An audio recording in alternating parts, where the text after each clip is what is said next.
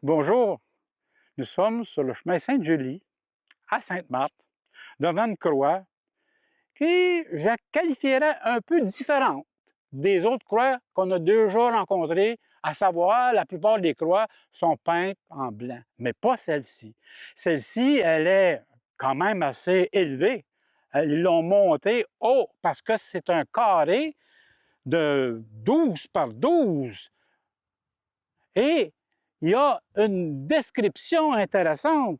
Et pour la faire, la description, je vais demander à François Leroux, qui est à mes côtés. Bonjour, François. Bonjour, Robert. Hey, est-ce que tu peux nous dire, d'abord, nous décrire la croix qu'on a en arrière, ici, là? Si on regarde la croix, c'est une croix aux instruments de la Passion. Donc, la croix sur sa hampe, on voit ici la niche sur une petite tablette. Si on monte plus haut à l'axe, on a la couronne d'épines que le Christ avait sur la tête. On a le cœur qui représente le cœur du Christ qui a été transpercé. Un peu plus haut, il y a le titulus, comme on sait, qui veut dire... Henri, roi de Nazareth, roi des Juifs.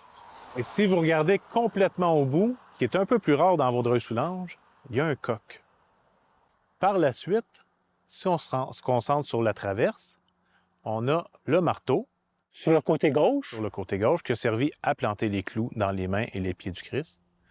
Et à droite, les tenailles qui ont servi à retirer ces derniers. Cette croix-là, François, elle appartient à quelqu'un. Il y a un artisan, j'imagine, qui a dû la fabriquer. Est-ce que tu peux nous en dire quelque chose? Bien, je peux dire que la croix est sur la propriété de Mario Bourbonnais et de Manon Levac. Et cette croix-là a été bénie. Il y a eu une bénédiction le 10 juin 2012. Est-ce que c'est la première croix qui est ici ou c'est une croix qui a été déplacée? Bien, en fait, ce n'est pas une croix qui a été déplacée. C'est qu'ici, sur le rang Sainte-Julie, il y avait une croix un peu plus loin, de l'autre côté de la rue. Lorsqu'ils ont fait le réaménagement de la rue, ils l'ont enlevée. Donc, voyant ça, après quelques temps, les propriétaires ici ont décidé d'en implanter une, un peu en souvenir de l'ancienne croix, mais en même temps pour en avoir une sur le rang, sur le chemin Sainte-Julie. Puis d'après ce que je sais, c'est pas la première fois que les propriétaires construisent ou bâtissent ou implantent, je devrais dire, une croix. C'est pas la première fois qu'ils en plantent. Bien, c'est qu'en fait, dans la famille, il y a M. Bourbonnais a 2 frères. Donc, ses frères, il y a un de ses frères qui a une croix à Sainte-Justine sur sa propriété et son autre frère à Saint-Polycarpe sur sa propriété. Donc, 3 frères, 3 croix. Est-ce que ce genre de croix-là est monté de façon à être capable d'être basculé comme les autres? Bien, comme on l'a remarqué, non. Le propriétaire a mis plusieurs boulons dans la telle qui tient la croix elle-même. Donc, on peut remarquer qu'il y en a 7.